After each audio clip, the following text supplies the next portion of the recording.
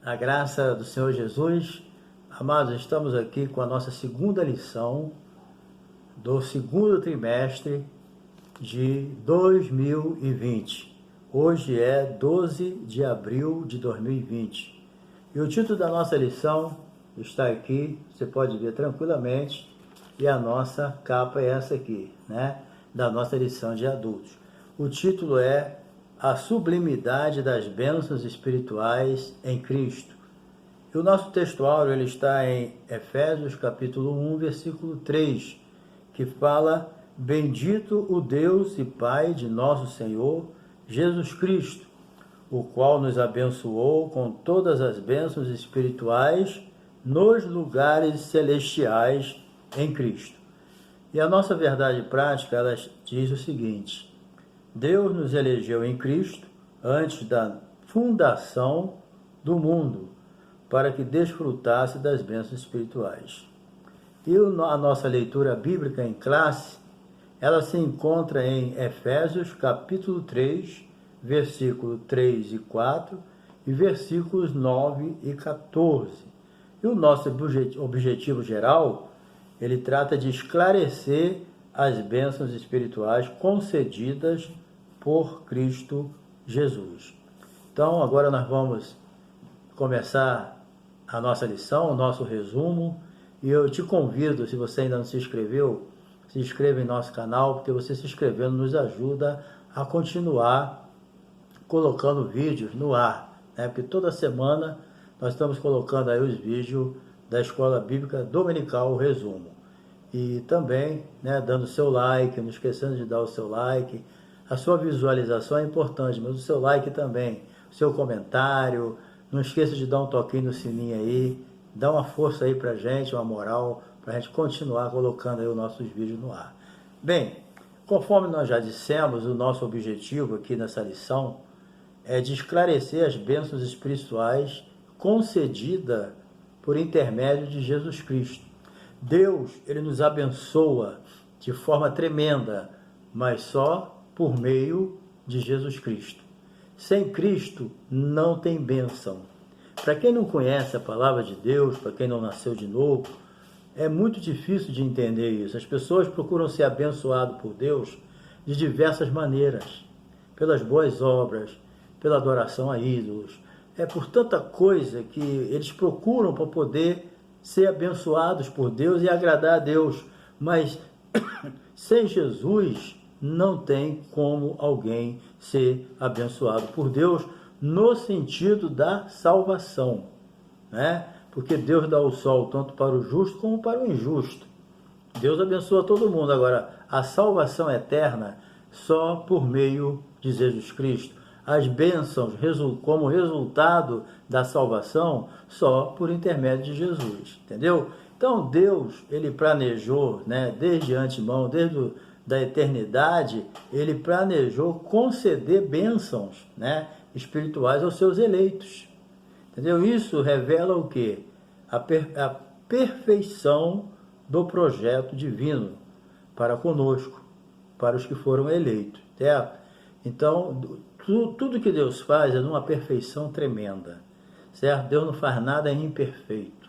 Tudo que ele faz é perfeito e é bom, né?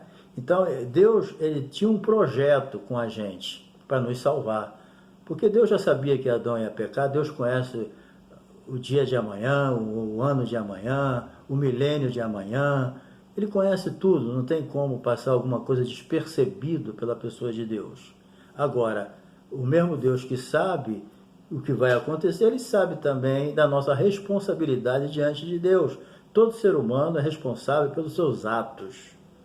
Entendeu? Se lê a Bíblia de capa a capa, você vai entender que os anjos foram responsáveis pelos seus atos e foram expulsos do céu os que não quiseram obedecer a Deus. Nós também somos criaturas responsáveis pelos nossos atos e vamos dar conta diante de Deus.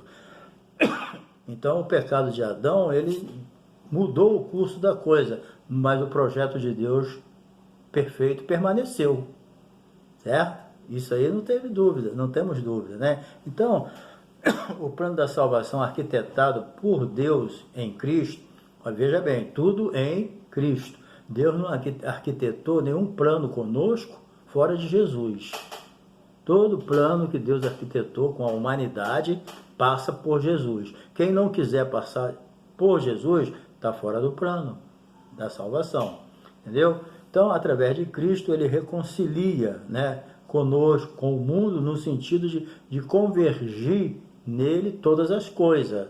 Agora, para ser salvo, só os eleitos. Os eleitos dentro da onisciência de Deus. Por quê? Porque Deus é presciente. Ele sabe quem vai querer Jesus e quem vai rejeitar, né?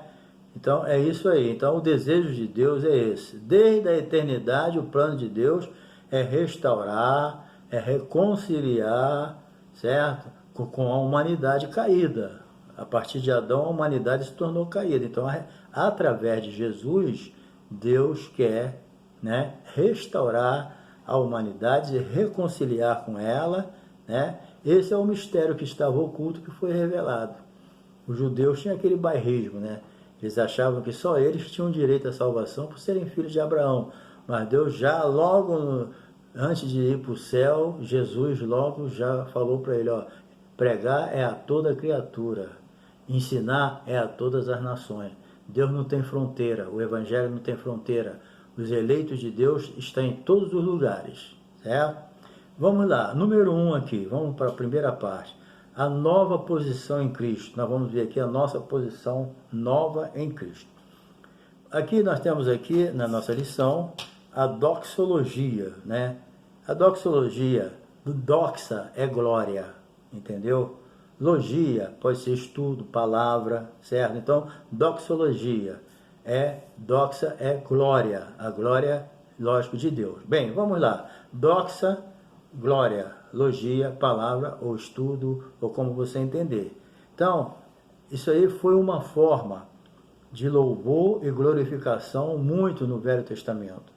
No Velho Testamento, os Salmos, por exemplo, né, principalmente quando chega ao final dos Salmos, né, há uma doxologia, há um louvor a Deus, né, a Deus toda a honra, toda a glória, todo o poder. Isso aí é uma doxologia.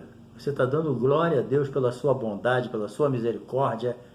E o apóstolo Paulo, nessa lição aqui, ele mostra e já começa com uma doxologia. Ele já começa glorificando a Deus. Ele diz, ó, bendito é o Deus, Pai de nosso Senhor Jesus Cristo, que nos abençoou, né? Então, ele já começa com uma doxologia, já levando, né, o seu sentimento à glória de Deus. Aqui, né, está bem claro, ele começa pela frase, bendito é o Pai de nosso Senhor Jesus Cristo.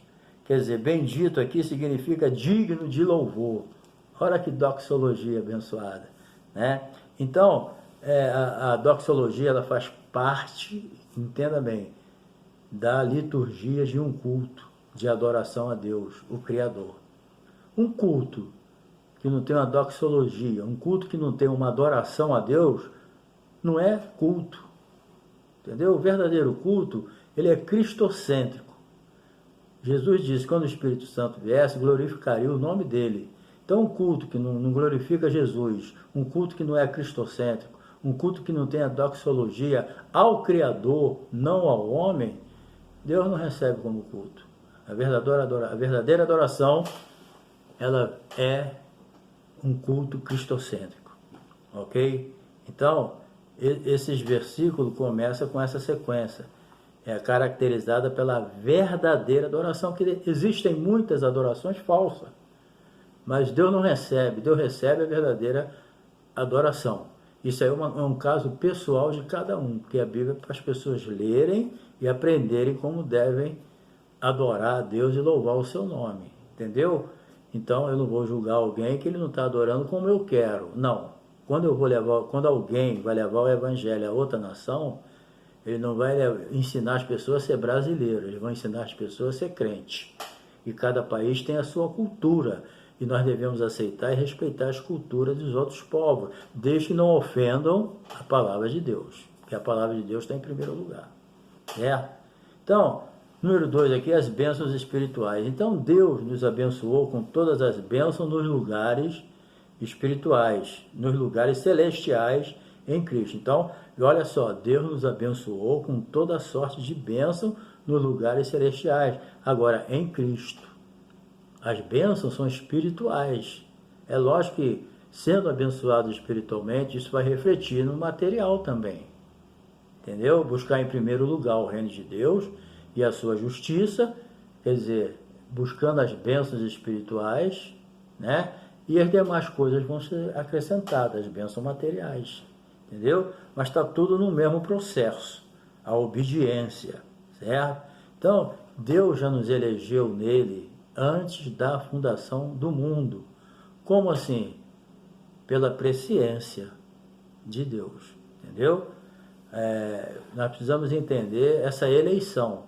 As pessoas falam, mas tu vê, Deus escolheu Judas para trair Jesus. Não, quer dizer então que Deus chamou Judas e falou, Judas, vem cá, eu tenho um serviço para você, tu vai trair meu filho e depois tu vai suicidar e eu vou jogar a tua alma no inferno. Foi isso? Não.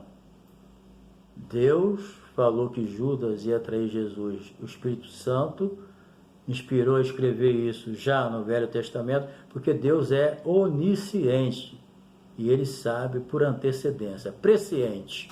Antes de acontecer, Ele já sabe. Então, as Escrituras, elas são oniscientes, porque ela foi inspirada pelo Espírito Santo.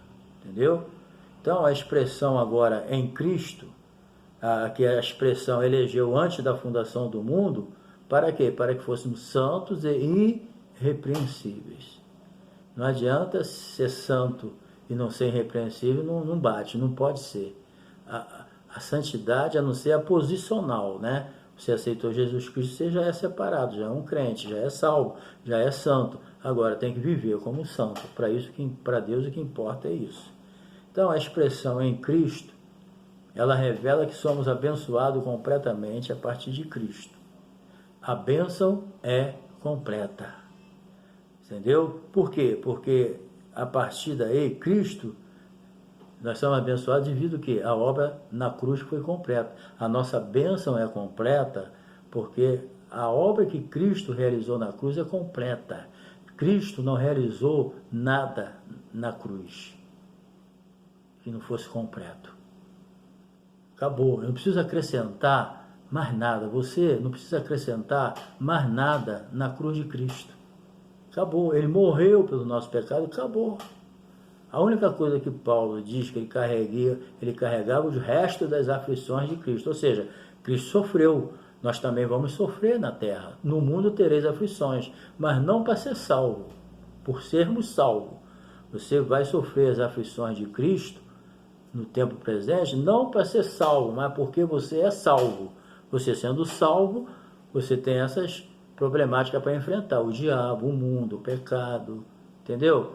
A carne, nós temos que enfrentar todas essas oposições. Então nós sofremos o resto das aflições de Cristo, porque somos salvos, mas não para ser salvo, porque a obra de Cristo na cruz, ela foi completa. Tá bom? Então, é isso aí. Nós somos abençoados dessa maneira. Por quê? Porque a velha natureza foi quebrada, o velho homem está crucificado. Entendeu? Adão é aquela geração do velho homem, certo? A velha vida em Adão. A escravidão do pecado, entendeu? E Jesus, ele muda a posição. Tira você da escravidão do pecado pela sua redenção, nos comprou, né? Nós não fomos comprados mediante a coisa corruptível como prata e ouro, mas com o precioso sangue de Jesus. Quando Jesus nos resgata, ele muda a nossa posição de velho homem para uma nova criatura em Cristo Jesus. Pronto. Está decidido. Entendeu? Nós não somos mais escravizados pelo pecado. O pecado na nossa vida é um acidente. Pode acontecer, igual você sai com o seu carro, pode ter um acidente, mas você não sai para ter acidente. A mesma coisa é o pecado, você não sai para pecar, o crente, mas ele pode até cair numa tentação, mas se arrepender, Deus restaura ele de novo. Mas a obra de Cristo já foi salvo, já foi completa e nós somos novas criaturas em Jesus. Lá em 2 Coríntios capítulo 5, né, diz, se alguém está em Cristo, nova criatura é, as coisas velhas já passaram, tudo se fez novo. Agora nós vamos aqui para a segunda parte. uma vida cristocêntrica neste mundo. Vamos lá, a primeira aqui, a revelação do mistério. Porque a salvação era um mistério, gente. Essas revelações que Paulo recebeu, né, dessa salvação unificada, gentil, judeu, isso aí era um mistério que estava escondido. O arrebatamento, a forma, os detalhes, a grande tribulação, isso são coisas que era escondido. A revelação da Bíblia, para nós, ela é paulatina. Deus não jogou tudo para nós. Tanto é que no final dos tempos é que a ciência se multiplicaria. Deus podia multiplicar a ciência lá nos idos de Jesus, mas não. É no final dos tempos, as coisas vão acontecendo assim, ó. Muitas coisas que nós não sabíamos, sabemos hoje. As coisas vão sendo reveladas aos poucos, né? Então isso aí era um mistério para o Velho Testamento. Mas Deus revelou tudo a Paulo, certo? O próprio apóstolo Pedro disse que Paulo sabia coisas difíceis que ninguém entendia e por isso criticavam ele. Entendeu? Os insensatos. Tem pessoas que é assim, ele não entende, arrumam uma interpretação pessoal e quer que ela prevaleça, né? E não é por aí. A Bíblia não é de interpretação particular. O único que tem uma interpretação perfeita da Bíblia é o Espírito Santo. E ele vai revelando aos seus filhos, aos seus servos, de acordo com o que ele achar. Porque tem pessoas que ele não faz por onde para se aprofundar na Bíblia, ele fica só no intelecto. Entendeu? Aí é complicado. Tá certo que tem que ser o intelecto, mas nós temos que ter a coisa enraizada dentro de mim. A palavra ela tem que ser plantada, tem que ser escondida no nosso coração. Bem, descobrindo o mistério da sua vontade, capítulo 1, verso 9, isso significa que a verdade que estava oculta aos santos e Deus revelou, entendeu? Através dos seus santos apóstolos. Então, essa verdade oculta, ela hoje não é mais, então deixou de ser mistério, já foi revelado. Negócio de mistério todo mundo sabe, não é mistério não. Mistério é aquilo que ninguém sabe, ok? Agora, tem coisas misteriosas na Bíblia? Tem, que a gente não sabe. Principalmente data, a volta de Jesus, e há muitas coisas que Deus falou que ia acontecer, deu até sinais né, para preparar a gente, mas ele não deu data, então não adianta inventar. Cuidado com aquilo que não está na Bíblia, as pessoas estão dizendo que vai acontecer tal dia, tal hora. É muita baboseira que a gente vê por aí. Muita revelação falsa da carne, do inimigo, muito sonho, muita coisa que não vem de Deus é julgada como se fosse. O grande problema é esse, as coisas são apresentadas como assim diz o Senhor, e o Senhor não falou nada, entendeu? Então cuidado com esses mistérios aí que assusta a gente, certo? Então, para Deus salvar a humanidade, pela sua soberana vontade, ele planejou tudo direitinho. Nada pega o Deus onisciente, onipresente, onipotente, imutável, nada pega ele desprevenido. Então, o projeto dele é perfeito. Desde a eternidade, ele já projetou tudo, incluindo a falha do homem. Entendeu? E o sacrifício de Jesus. Porque lá em Apocalipse está dizendo que Jesus foi imolado antes da fundação do mundo. Procura lá que tu vai achar esse versículo. Certo? Então, a vontade de Deus foi executada conforme o seu querer, por intermédio do Filho. Então, Jesus Cristo, né, por causa disso, ele tem a preeminência em tudo. Eu estava lendo aqui na Bíblia, né, aqui é o 16, aqui diz aqui, ó, porque nele foram criadas, nele Jesus, foram criadas todas as coisas que há no céu, na terra, visíveis, invisíveis, que sejam tronos, dominações, principado, potestade, tudo foi criado por ele e para ele. Olha a preeminência, né? Ele é antes de todas as coisas, e todas as coisas existem e subsistem por ele. Ele é a cabeça do corpo da igreja, é o princípio, é o primogênito dentre os mortos, para que em tudo tenha, de novo, a preeminência. porque foi do agrado do Pai que toda a plenitude habitasse nele, que toda a divindade, que é a segunda pessoa da Trindade, habitasse num corpo humano.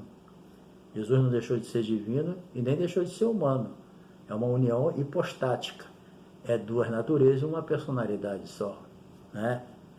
Porque foi do agrado do Pai que toda a plenitude habitasse nele e que, havendo ele feito a paz pelo sangue da sua cruz, a cruz é dele, não é de ninguém, né? Por meio dele reconciliasse consigo o mundo, certo? Consigo mesmo, como todas as coisas, tanto as que estão na terra como as que estão no céu. Que maravilha, né?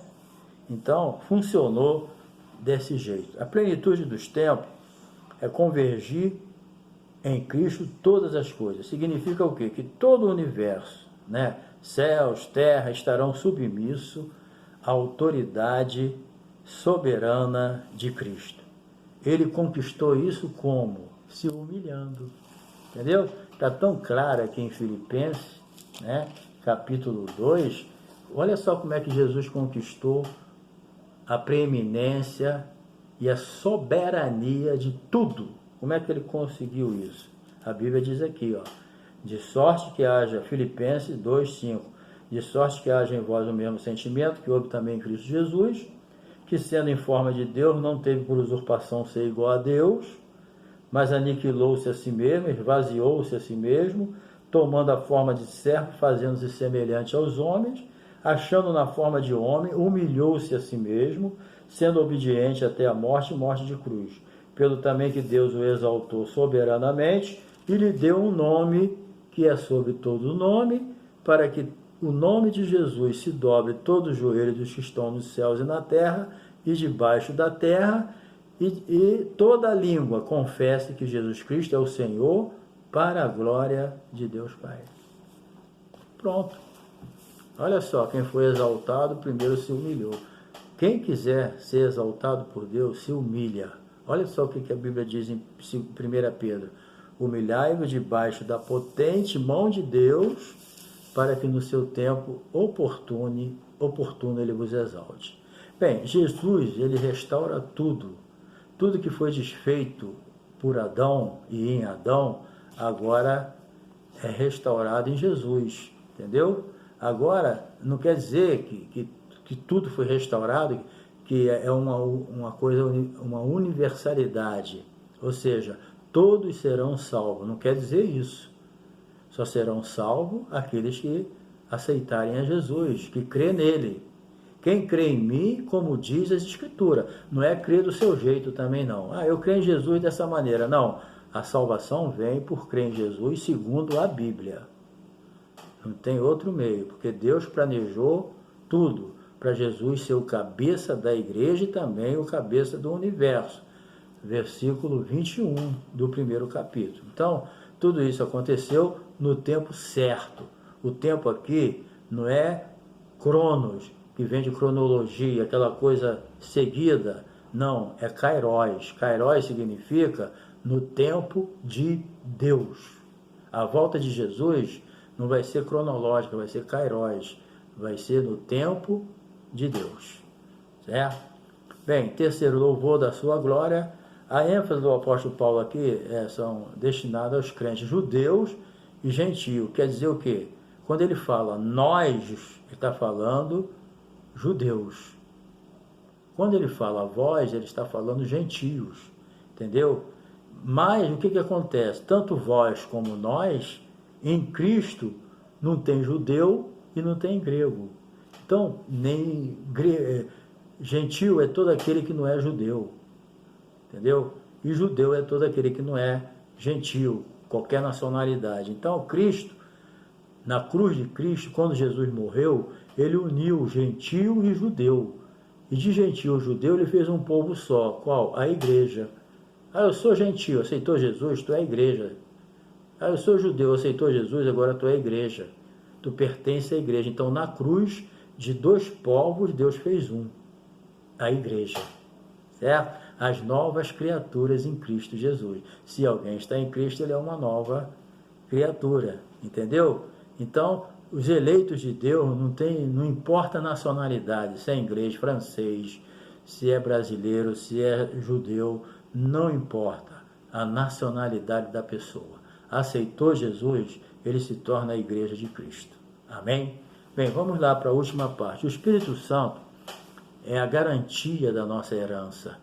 Ele é o penhor, é ele que nos garante a salvação. Jesus morreu, então o Espírito Santo é que aplica a salvação na nossa vida. O Pai é o idealizador.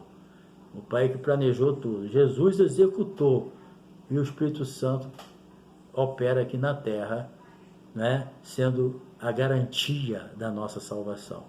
Então, todas aquelas pessoas que creem em Jesus, como diz a Bíblia, né, ele é selado com o Espírito Santo, tornando-se propriedade exclusiva de Deus. Então, você que é crente, você dizia assim, eu agora, o corpo é meu, eu faço o que eu quero, a vida é minha, eu faço o que eu quero. Não, você agora é propriedade de Jesus. Você é propriedade de Deus. A Bíblia diz que nós somos templos do Espírito Santo. A Bíblia diz assim, lá em 1 Coríntios, capítulo 6, ou 5, não me lembro bem, que nós fomos comprados por bom preço. Glorificai, pois, a Deus no vosso espírito e no vosso corpo, o qual pertence a Deus. Então, se o teu espírito e o teu corpo pertence a Deus, então você pertence a Deus. Então, você não pertence mais a você. Você não perdeu a tua personalidade, você continua sendo você. Mas só que agora, você não serve mais o diabo, não serve mais o mundo, você não é mais egocêntrico, não é para ser. Então, agora você é de Deus. Você pertence a Ele. Você agora não pode fazer com o teu corpo o que você quiser, não. Se o que tu vai fazer com o teu corpo ofende a palavra de Deus, a santidade de Deus, não faça, porque você pertence a Ele. Se você vai falar alguma coisa, se você vai fazer qualquer coisa, você tem que entender, eu agora pertenço a Deus. O Espírito Santo habita em mim e Ele é a garantia da minha salvação. Ele é o penhor, certo? Então, o Espírito Santo, ele testifica com o nosso espírito. A Bíblia diz, com muita clareza, né, que se alguém não tem o Espírito de Cristo, ele não é, esse tal não é dele. E o Espírito testifica com o nosso espírito que nós somos filhos de Deus. Tudo isso aconteceu por quê? Porque o sangue de Jesus Cristo nos purifica de todo pecado. Então, através do sangue de Jesus, o Espírito Santo habita em nós, certo? Então, só quem convence o homem do pecado é o Espírito Santo. Nós pregamos, Jesus não mandou o crente ensinar, convencer ninguém, mandou pregar. Agora, o penhor da nossa herança, né? Paulo ensina que o Espírito Santo é o depósito que garante a nossa herança. Está lá em 2 Coríntios 1, 21, 22. Tudo isso significa que ele tem o selo do Espírito Santo, tem a salvação garantida. Quem tem o selo, quem aceita Jesus, nasceu de novo, ele tem o selo do Espírito Santo. Certo? Se ele se manter fiel até a morte. Ser fiel não é até amanhã, não. Ser fiel até a morte. Por exemplo, vamos explicar como é esse selo. Nos dias de hoje, você tem uma carta, você vai lá no correio, embora se usa pouco hoje, né, devido à internet, você tem uma carta, você coloca no correio. Aí o correio sela.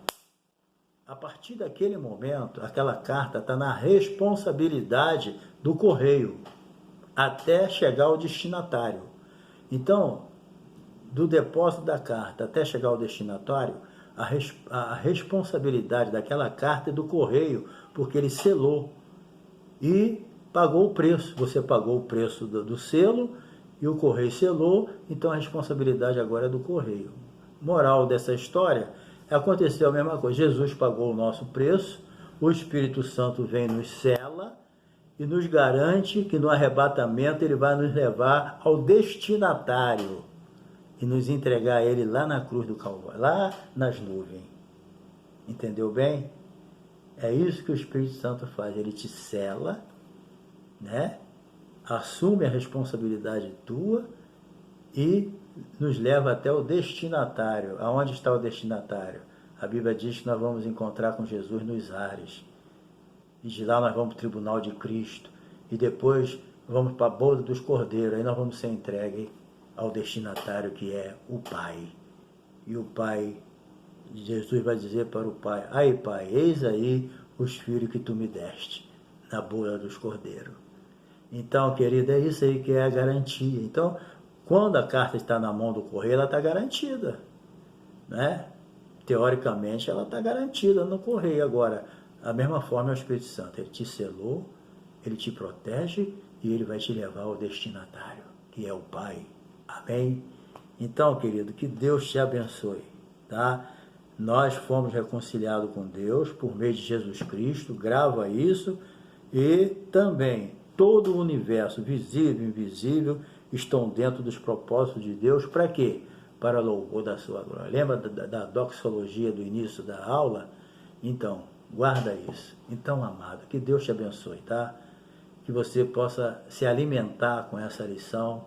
Professor, que Deus te abençoe, que você seja, nessa semana, um instrumento poderoso na mão de Deus para abençoar a sua turma.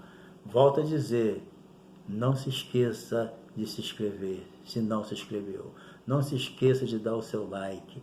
Não se esqueça de compartilhar, entendeu? De dar um toquinho no sininho. Nos ajuda aí, deixa seu comentário, tá? Que Deus te abençoe, tá bom? Um abração e até a próxima lição.